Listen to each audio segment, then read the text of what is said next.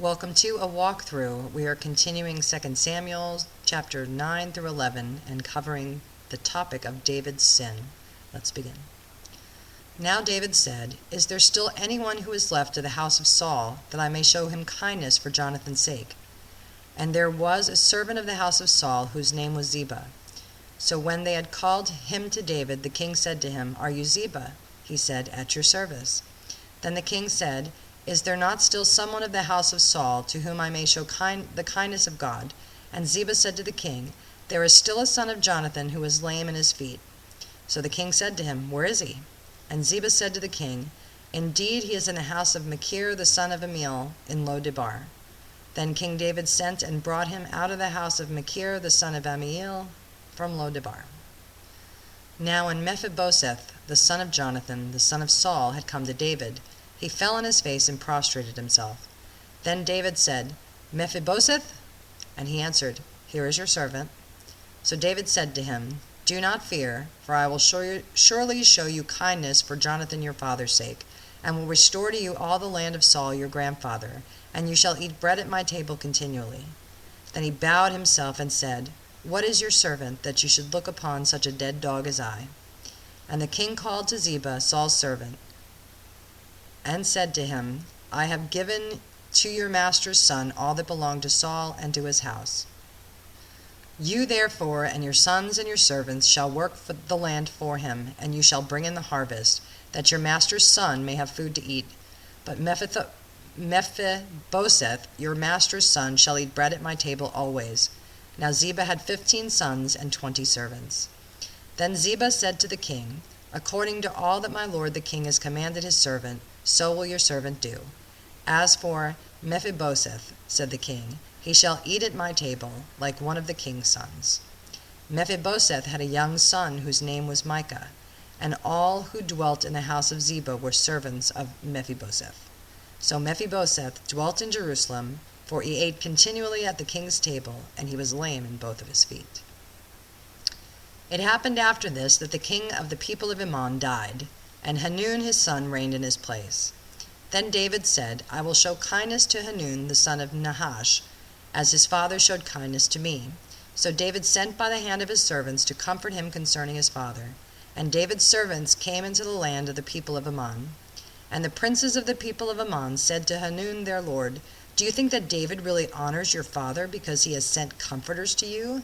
Has David not rather sent his servants to you to search out the city, to spy it out, and to overthrow it?" Therefore Hanun took David's servants, shaved off half their beards, cut off their garments in the middle at their buttocks, and sent them away. When they told David, he sent to meet them, because the men were greatly ashamed. And the king said, "Wait at Jericho until your beards have grown, and then return." When the people of Ammon saw that they had made themselves repulsive to David, the people of Ammon sent and hired the Syrians of Beth-rehob and the Syrians of Zobah, 20,000 foot soldiers, and from the king of Maacah 1,000 men, and from Ishtob 12,000 men.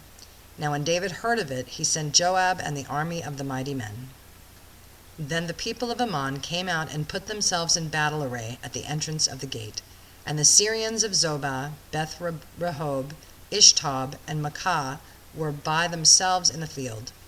When Joab saw that the battle line was against him before and behind, he chose some of Israel's best and put them in battle array against the Syrians. And the rest of the people he put under the command of Abishai his brother, that he might set them in battle array against the people of Ammon. Then he said, "If the Syrians are too strong for me, then you shall help me. But if the people of Ammon are too strong for you, then I will come and help you. Be of good courage, and let us be strong for our people and for the cities of our God, and may the Lord do what is good in his sight." So Joab and the people who were with him drew near for the battle against the Syrians, and they fled before him. When the people of Ammon saw that the Syrians were fleeing, they also fled before Abishai, and entered the city.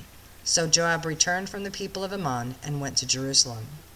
When the Syrians saw that they had been defeated by Israel, they gathered together. Then Hadarezer sent and brought out the Syrians who were beyond the river, and they came to Helam. And Sobach, the commander of Hadarezer's army, went before them. When it was told David, he gathered all Israel, crossed over the Jordan, and came to Helam. And the Syrians set themselves in battle array against David and fought with him. Then the Syrians fled before Israel, and David killed 700 charioteers and 40,000 horsemen of the Syrians, and struck Shobach, the commander of their army, who died there. And when all the kings who were the servants to Hadarezer saw that they were defeated by Israel, they made peace with Israel and served them. So the Syrians were afraid to help the people of Ammon any more. It happened in the spring of the year, at the time when kings go out to battle, that David sent Joab and his servants with him and all Israel, and they destroyed the people of Ammon and besieged Rabbah. But David remained at Jerusalem. Then it happened one evening that David arose from his bed and walked on the roof of the king's house. And from the roof he saw a woman bathing, and the woman was very beautiful to behold. So David sent and inquired about the woman, and someone said, "Is this not Bathsheba, the daughter of Eliam, the wife of Uriah the Hittite?"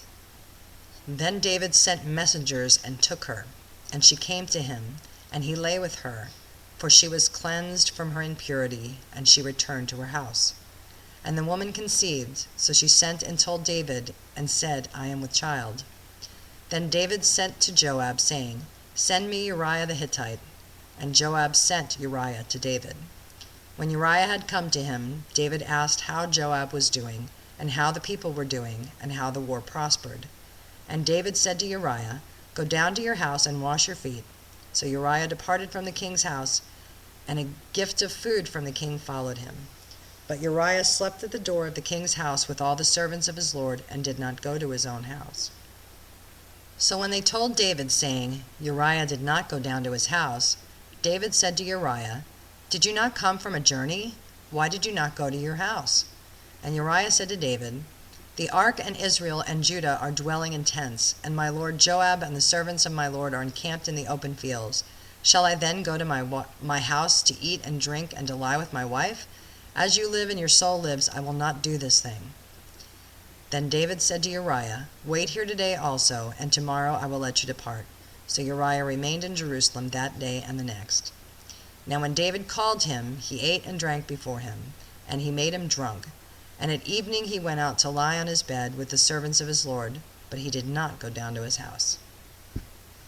In the morning it happened that David wrote a letter to Joab and sent it by the hand of Uriah. And he wrote in the letter, saying, "Set Uriah in the forefront of the hottest battle, and retreat from him, that he may be struck down and die." So it was, while Joab besieged the city, that he assigned Uriah to a place where he knew there were valiant men. Then the men of the city came out and fought with Joab, and some of the people of the servants of David fell, and Uriah the Hittite died also. Then Joab sent and told David all the things concerning the war, and charged the messenger, saying, "When you have finished telling the matters of the war to the king, if it happens that the king's wrath rises, and he says to you, 'Why did you approach so near to the city when you fought? Did you not know that they would shoot from the wall? Who struck Abimelech the son of Jerubbesheth? Was it not a woman who cast a piece of millstone on him from the wall, so that he died in Thebes? Why did you go near the wall? Then you shall say, Your servant Uriah the Hittite is dead also.'" So the messenger went and came and told David all that Joab had sent by him. And the messenger said to David, "Surely the men prevailed against us, and came out to us in the field. Then we drove them back as far as the entrance of the gate. The archers shot from the wall at your servants, and some of the king's servants are dead, and your servant Uriah the Hittite is dead also." Then David said to the messenger, "Thus you shall say to Joab, Do not let this thing displease you, for the sword devours one as well as another.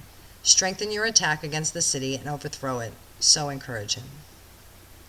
When the wife of Uriah heard that Uriah her husband was dead, she mourned for her husband.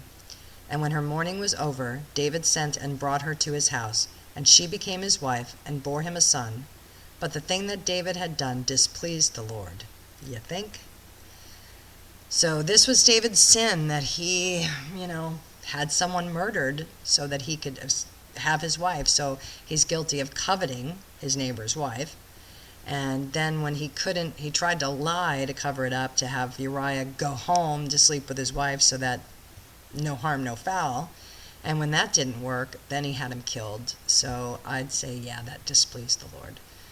All right, that's the end of this portion. Until next time, shalom, shalom.